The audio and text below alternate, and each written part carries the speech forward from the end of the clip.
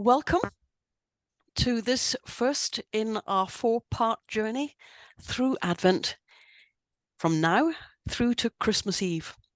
And for this journey, we're going to be listening to a wide and eclectic range of carols, ranging from as early as the 7th century right through to today. We will also reflect on some of the symbols and traditions that have grown up around this season. And we will each time welcome one or two guests who are members of the church to share with us their favorite carols and why. And I can see that we have a future guest already joining us, so that is wonderful. Welcome, everybody. And welcome especially today to Marion and Paul Fiddes. So, carols.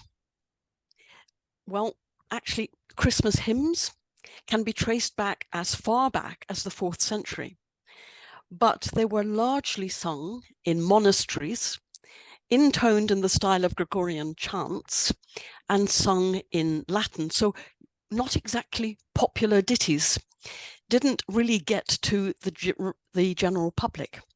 It wasn't until the medieval period when the carol form of a Christmas hymn started to take great popular form. A carol means a ring dance or a dance song, and it was encouraged by Francis of Assisi in Italy. He wanted people to use the local language to sing the song of the Nativity whilst the Nativity story was acted out. And at the same time in England, there was a much lesser known monk by the name of Goodrich, who started to write carols in English.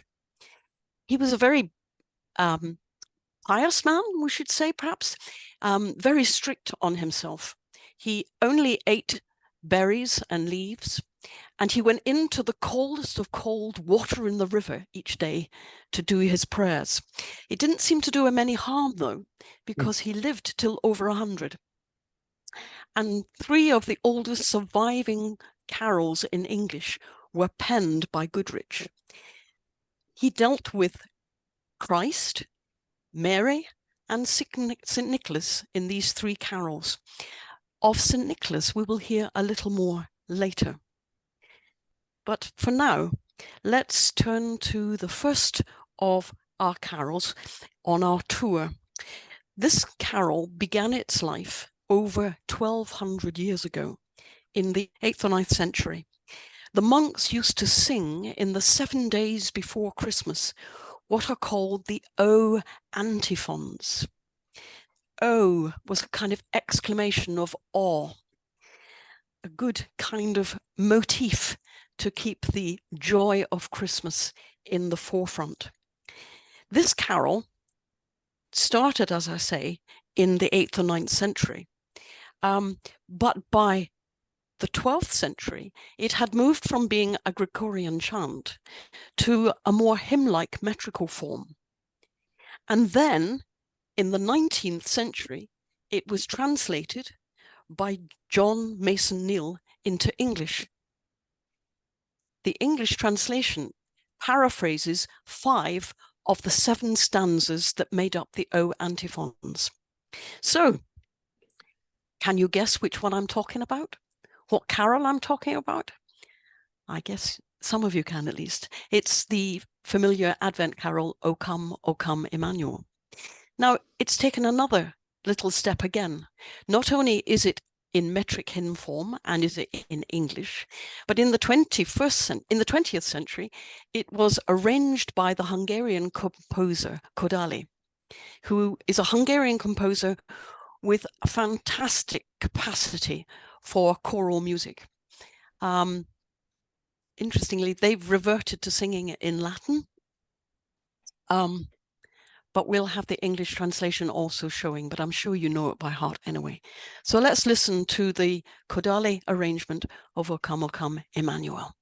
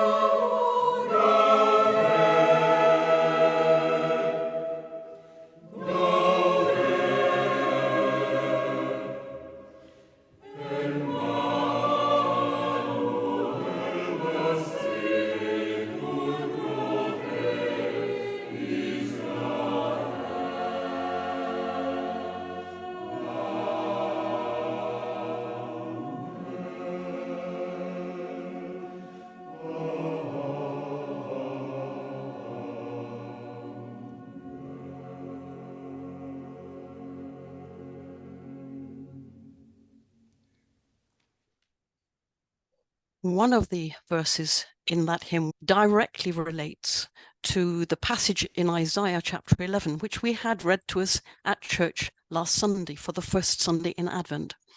It's a passage that makes direct reference to something called the Jesse tree. You can see from the picture,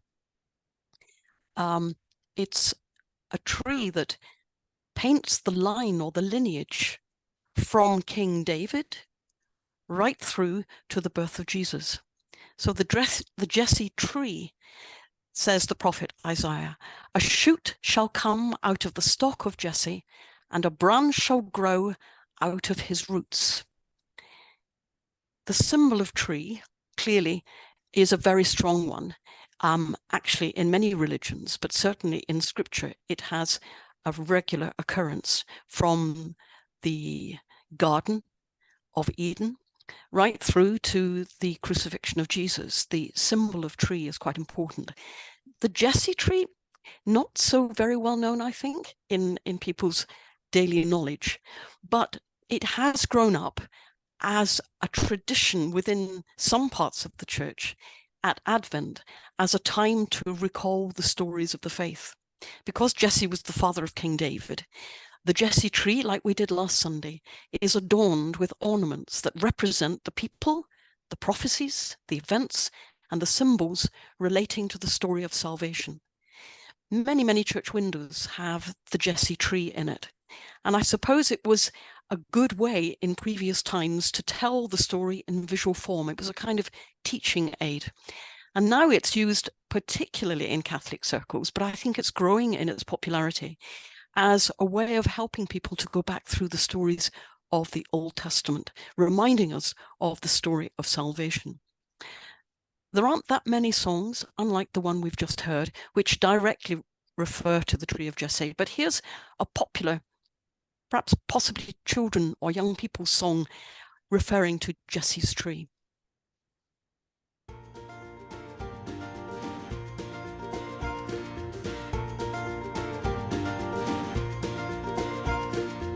Sitting with my brothers, sitting with my sisters, sitting by the Jesse tree. Waiting with my brothers, waiting with my sisters, waiting by the Jesse tree. Why are you waiting, boys? Why are you waiting, girls? Who are you waiting for? Stand up and sing. Here comes the King. Here comes the Lord of Lords. That's who we're waiting for.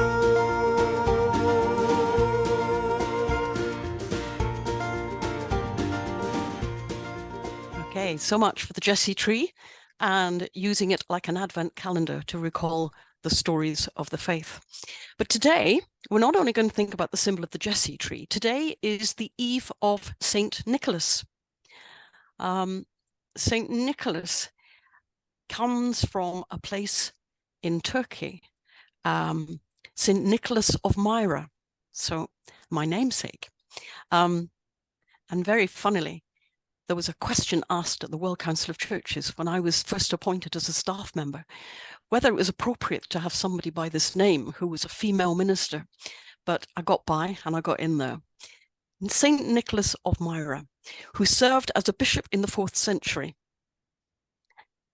He was a very famous figure in his day because he cared for children and for struggling families and for people that were ill.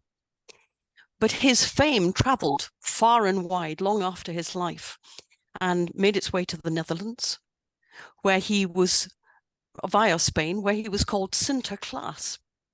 And you can imagine Sinterklaas morphs quite quickly into another word that we're aware of, Santa Claus. But let's hear very quickly the story in animated form. Saint Nicholas was born around 300 AD in the Turkish port of Myra, the Greek port of Myra at the time, and Saint Nicholas wasn't a saint by then, just Nicholas. He was a bit of a lad because as a baby he stood up in his bath and thanked the Lord for his birth. Very chic, alas. As a priest, Nicholas performed some remarkable acts. Once he saved 3 boys who had been cut into pieces by an innkeeper and then stuffed into a barrel. Our Nico happened to pass by, did a little praying, and the boys had no longer kicked the barrel, but were once more alive and well. Thank you, St. Nicholas. He also showed his generosity to 3 poor little girls by throwing bags of money into their bedroom in the dead of night. One of those baggies of cash got stuck in one of them babe's pumps, and that's why we still put our shoes out at night, hoping for some dosh. Chocolate coins are accepted, no change given. Nicholas was promoted to Bishop of Myra, but died soon after, on December 6th, 342. This is when he was declared a good saint, and then somehow he moved to Spain and spends his winters in the Netherlands. From Myra to Almere. The Lord works in mysterious ways. And from St. Nicholas, we get our Santa Claus, which I think is quite interesting. I don't know about the rest of you, but I certainly didn't grow up with any knowledge of Santa Claus having, if you like, some kind of historical reference point and being a saint of the church in some form. So there we go. Santa Claus reinstated into the Christian calendar. This is a hymn, a carol, dedicated to St. Nicholas for the feast day of St. Nicholas, which is December the 6th, tomorrow.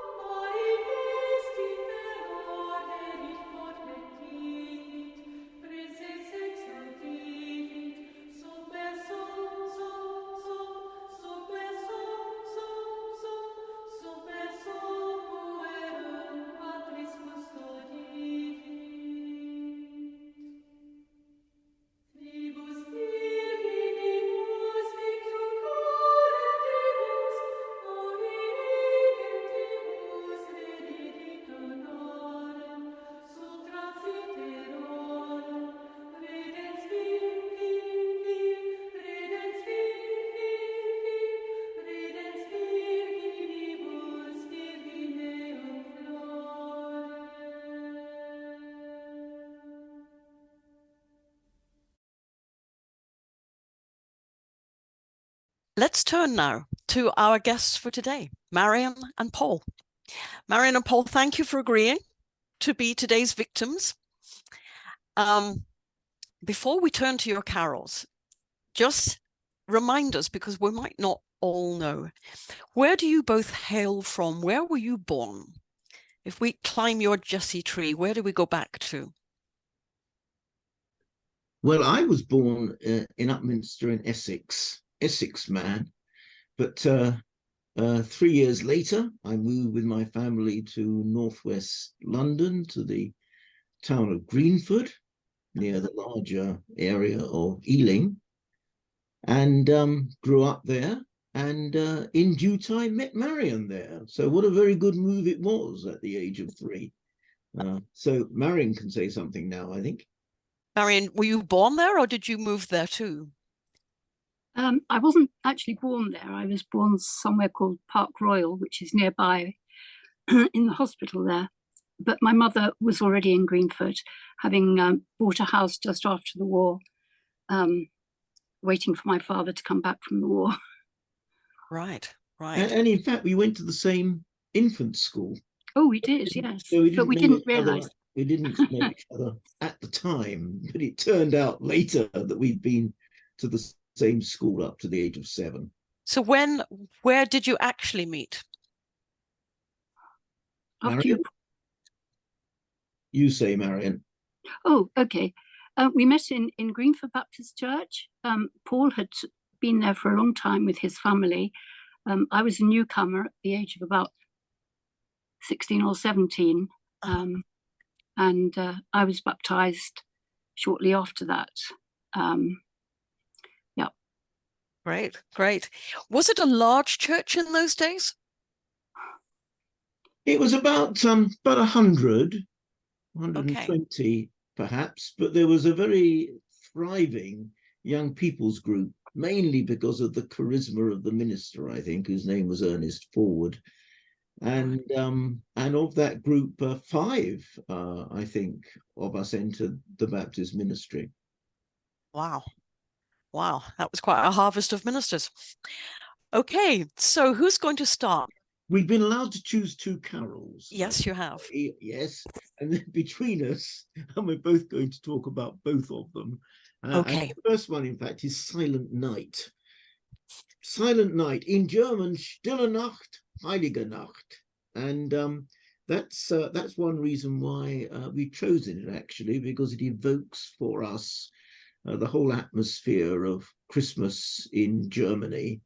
Breathes the very night air, I think, of Christmas there, and takes us back to when in 1976 we spent a year together in a little village outside the city of Tübingen, where I was doing a year's study quite early on in our marriage.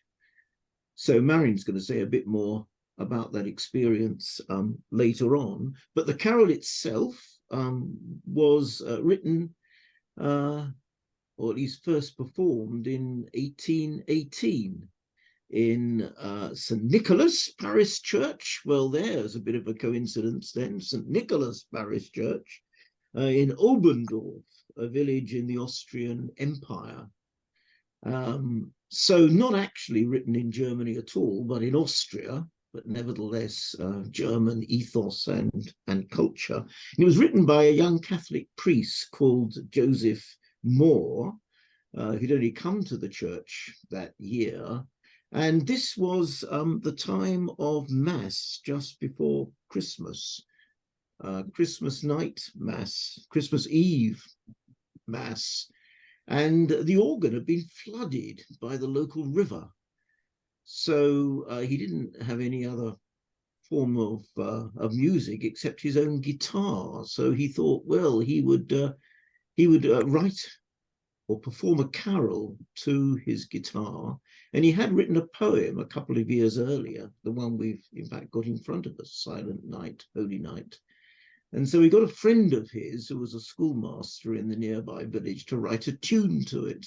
And then he and his friend sung it together on the Mass of Christmas Eve in 1818, accompanied by his guitar. So this was an early sort of charismatic music group in this little Catholic church in Obensdorf, which in fact was flooded so many times that in the end it fell down, and it's now been replaced by a more sturdy building, which is called the Silent Night Chapel, as you might expect. Well, the organ builder and maintainer who looked after this organ, which had been flooded, happened to be there as well.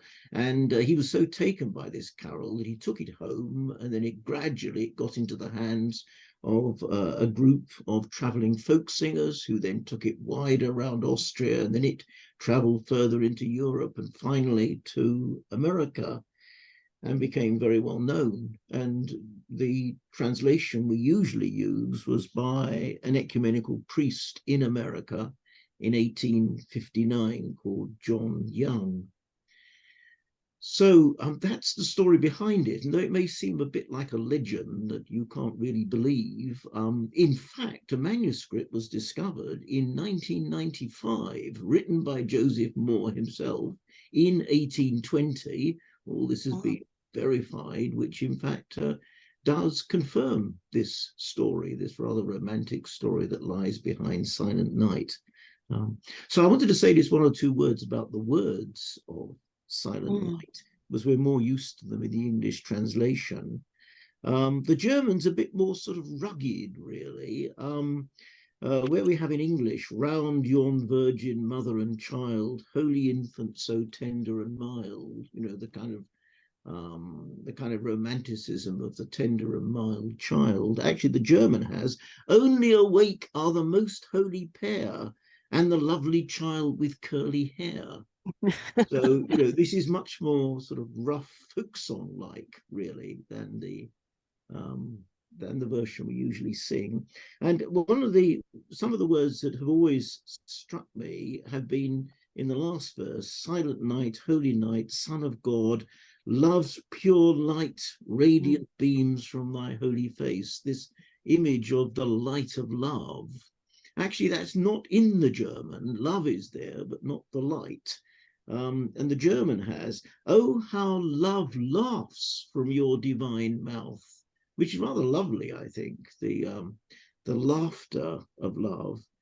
And then in the English, we often have with the dawn of redeeming grace, which loses, I'm not quite sure what it's got in. Yes, it has got with the dawn of redeeming grace in the version you put up, which misses the German, which is, there strikes for us now the hour of redemption.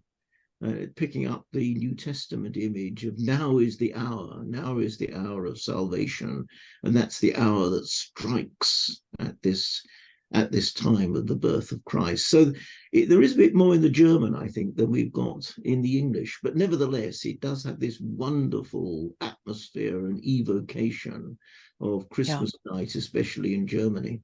So Marion's just going to say a word now, I think, about living in Germany at that time.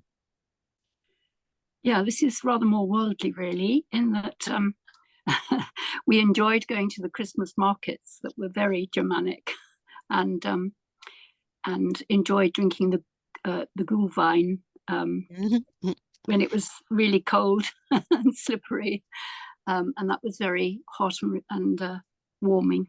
Yeah. So altogether, it's a magical experience. How would you compare the efforts now in Oxford to have Christmas markets with those experiences back in Germany? Are we getting anywhere near the real thing? Well, I think when I last went to the one in Broad Street, I don't think they're holding it this year, are they? Yeah, it did capture that, because it had the essential Wurst and Glühwein, spelled not G-L-U-E, but G-L-U-H. And so, yeah, it did capture that with the little wooden chalet type booths.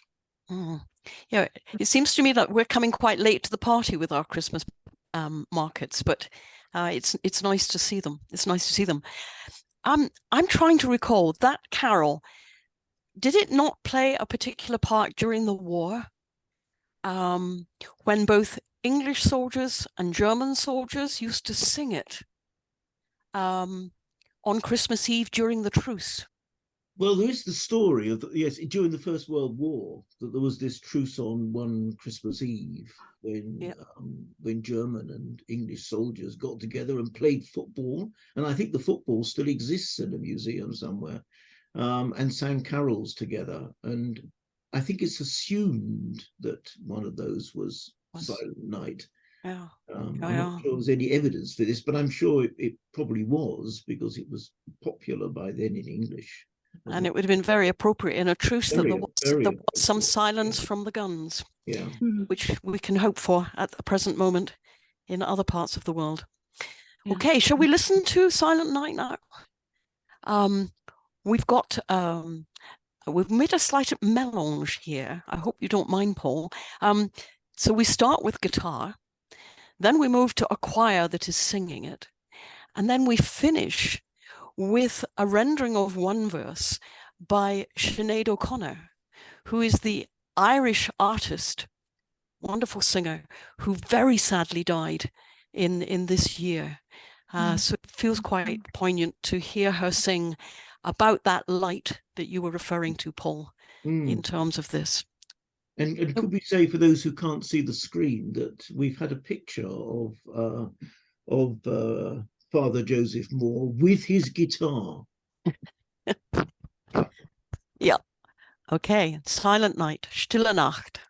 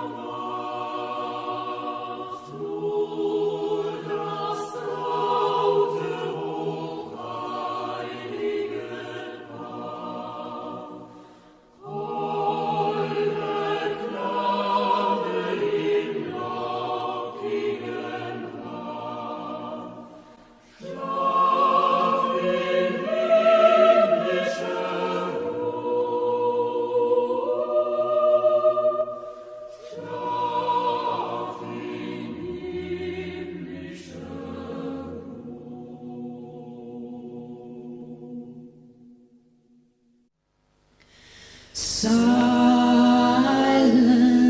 night, holy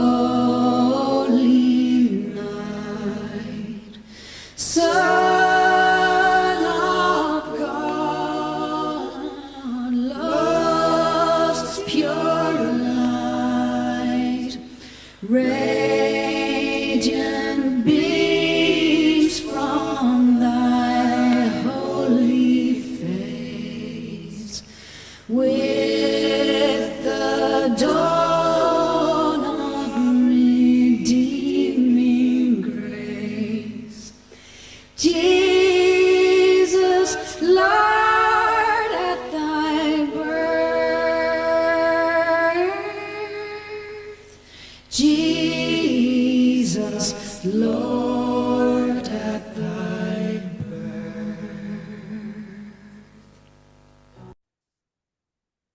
In memory of Sinead O'Connor, a great artist, controversial woman, but fascinating insights through her into religious thoughts at a popular level. Okay, we come to the second carol. Who's going to start this time? Well, I'm starting again, if that's Yep. all right with everybody. And this is In the Bleak Midwinter by Christina Rossetti. And if Silent Night had all the evocation of a German Christmas, this one, I think, has all the atmosphere of an English Christmas, especially with the first verse about the snow. Snow had fallen, snow on snow, snow on snow. And in a moment, Marion's going to say a few words about the picture of snow, which is in front of you, by Gustave Courbet. But just before that, let me say a word about In the Bleak Midwinter. So Christina Rossetti, the poet, who is the sister of Dante Gabriel Rossetti, one of the pre-Raphaelite artists, begins this, what she calls Christmas poem, by describing this winter scene. And we know that it wouldn't have been winter in that way in Palestine, but it is in England, and Christ is incarnate in every culture of the world, so why not in an English snowy scene? And then in the second verse, she goes on to talk about the two comings of Christ, not only the first coming at Bethlehem, but the final coming at the last day. And she says, our God, heaven cannot hold him, nor earth sustain. Heaven and earth shall flee away when he comes to reign. And one theologian, Ian Bradley, has rather questioned the the poem's theology here. Is it right, he says, to say that heaven cannot hold God? Well, actually, Christina Rossetti has got that from Solomon's prayer at the dedication of the temple in the first book of Kings, when Solomon prays, "But will God indeed dwell on the earth? Even heaven, the highest heavens, cannot contain you." So I think Christina turns out to be a better theologian, really, than this commentator supposes. But the next two verses are really the center of this poem, where Christina Rossetti contrasts the bodily worship of Mary and the animals with the unbodily worship of the angels. And her point is that, well, the angels may adore, but they don't have any bodies. But here in the stable, there are realistic bodies which are involved in worship.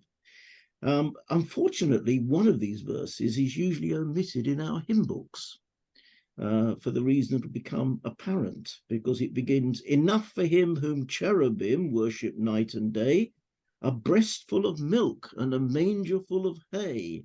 Enough for him whom angels fall down before, the ox and ass and camel which adore."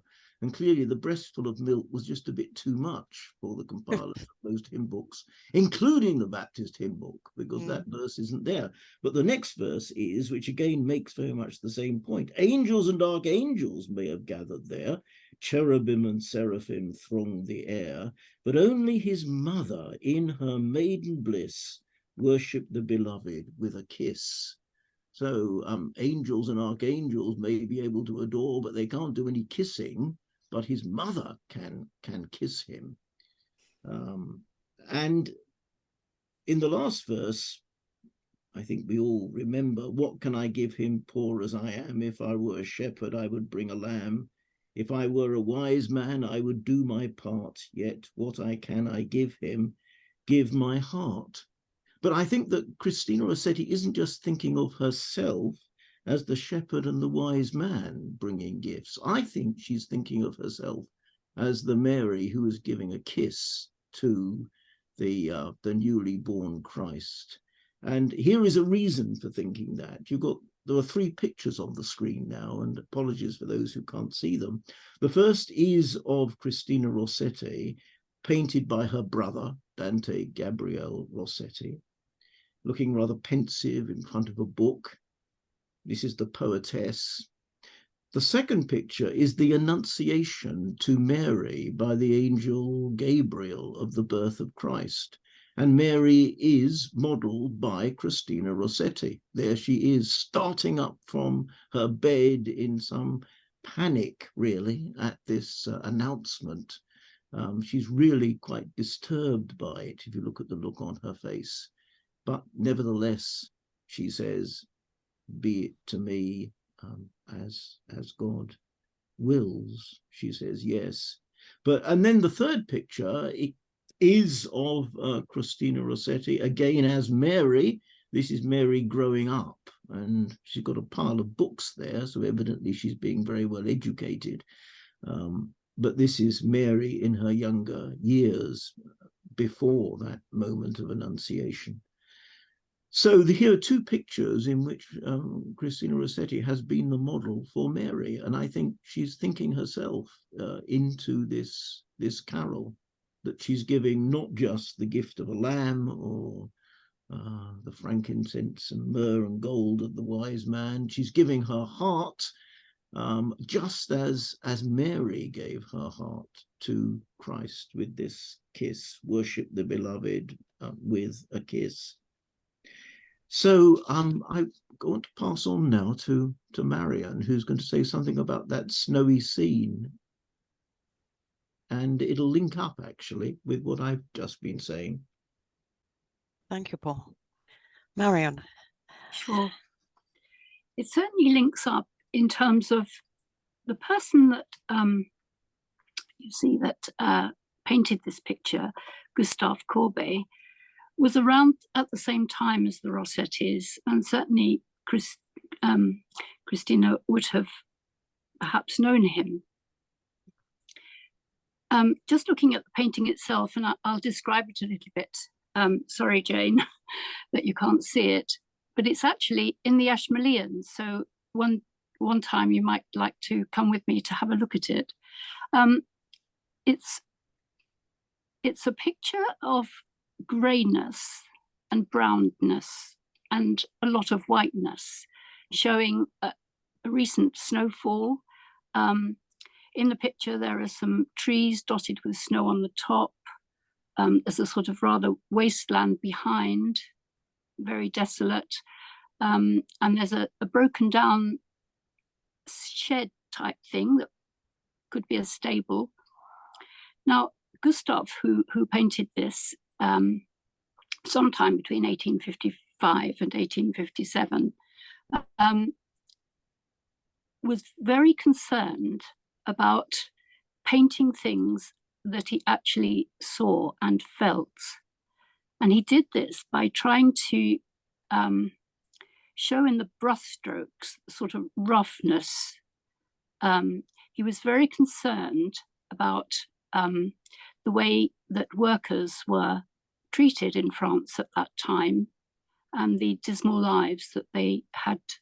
So he's thinking about the people who would be working in this sort of scene all through the seasons, probably, and maybe looking after sheep in that shed that's there. He felt differently to a lot of the other painters before him, where they sort of idealized the landscape. He wanted to show it as he saw it and as he felt it. He was actually described as the father of realism, a mode of painting which was adopted, well, that this was called really, and he made quite an impression on the impressionists that follow him. So it was all about being able to try and describe the scene as he felt it, as well as how he saw it. He tried to make it sort of tangible, as if you could feel it. And as I say, he was very concerned about the workers of the day. He did quite a few pictures of workers in their difficult circumstances, one of which was called The Stonebreakers, that you might know, that he painted earlier in 1849. So you can just sort of feel the misery of the people that might be working in that scene. Now, in the same way, Rossetti in The Bleak Midwinter brings to mind, I think, and I don't think I'm reading too much into this, brings to mind the hardships that perhaps Jesus would have to face, the bleakness, the winteriness, not so much in terms of climate, but in terms of his reception. As I say, she might have seen this painting actually, and this might have been in her mind as she wrote.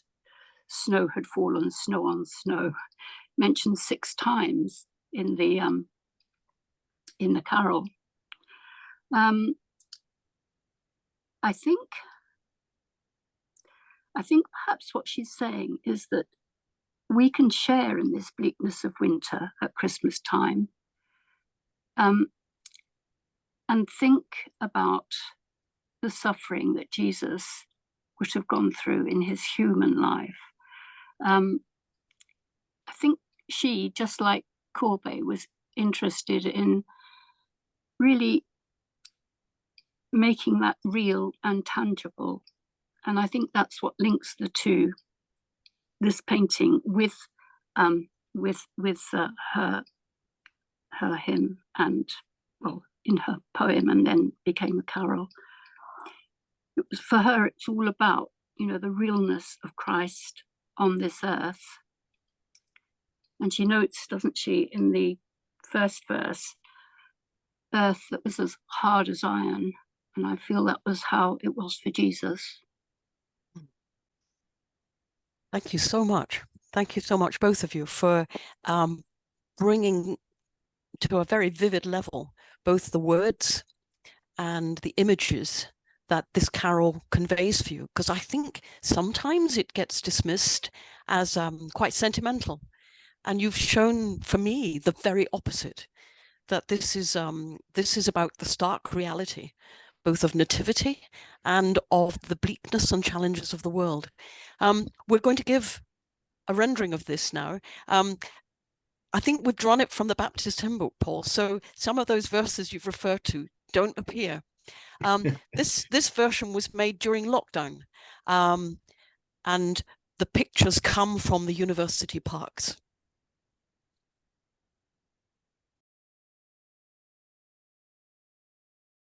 In the bleak midwinter, frosty wind made moan.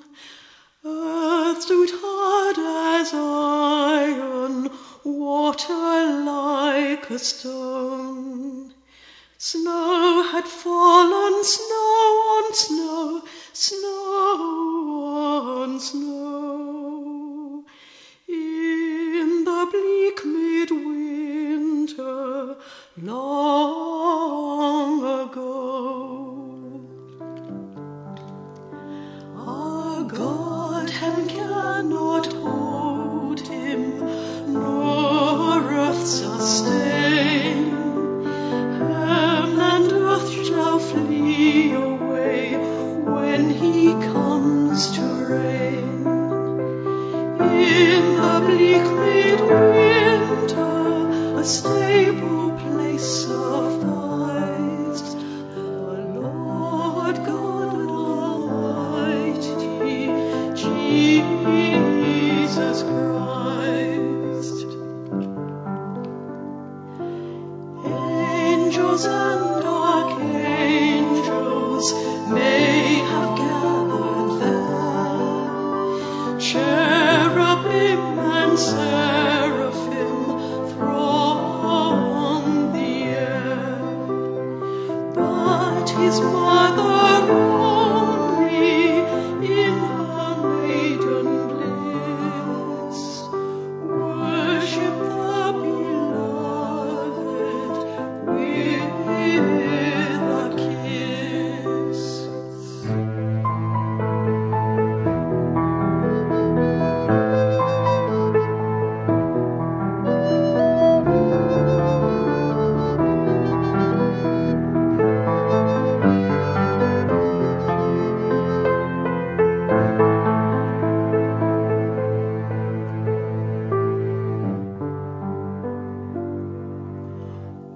What can I give him, poor as I am? If I were a shepherd, I would bring a lamb. If I were a wise man, I would do my part. Yet what can I give him? Give my heart.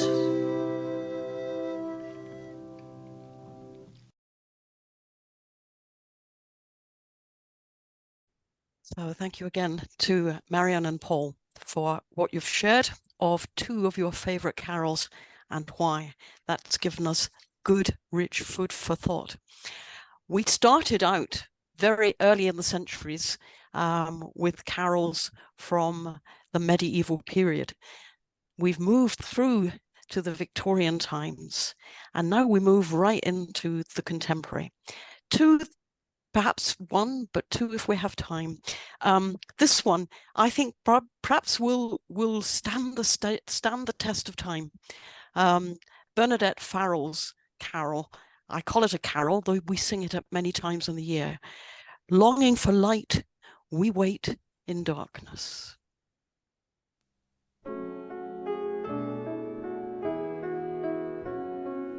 Longing for light, we wait in darkness. Longing for truth, we turn to you. Make us your own, your holy people, light for the world to see. Christ be our light.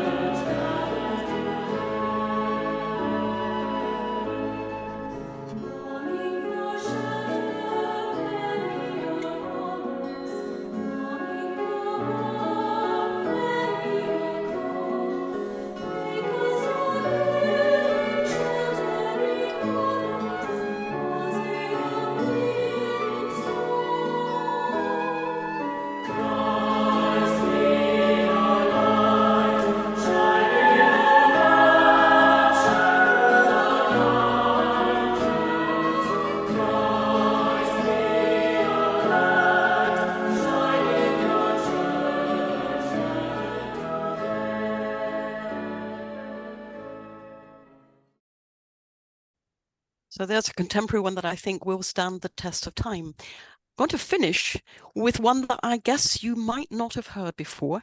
I've only just come across it, but it is the song for Christian Aid's Christmas Appeal for 2023. It's called Out of the Poverty.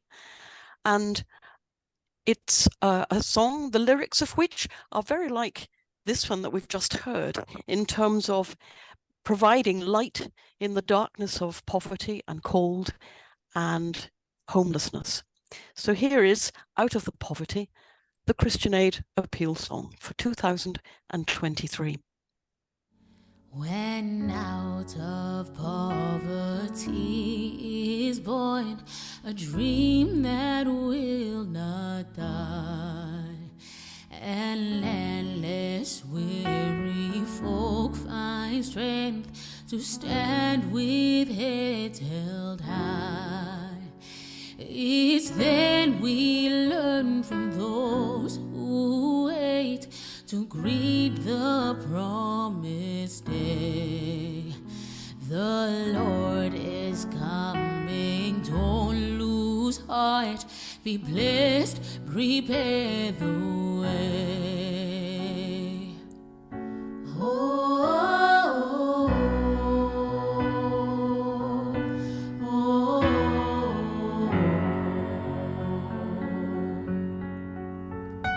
When people wander far from God, forget to share their bread, they find their wealth an empty thing, their spirits are not fed. For only just and tender love the hungry soul will stay. And so God's prophets echo still, be blessed, prepare the way.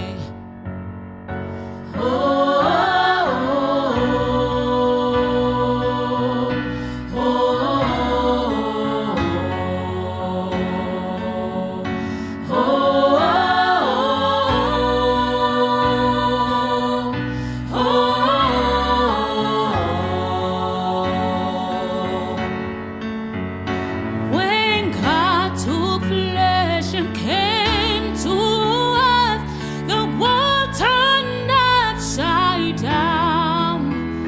And in the strength of woman's faith, the word of life was born. She knew that God would raise the law. It pleased her to obey. Rejoice with Mary in the call. Be blessed, prepare the way.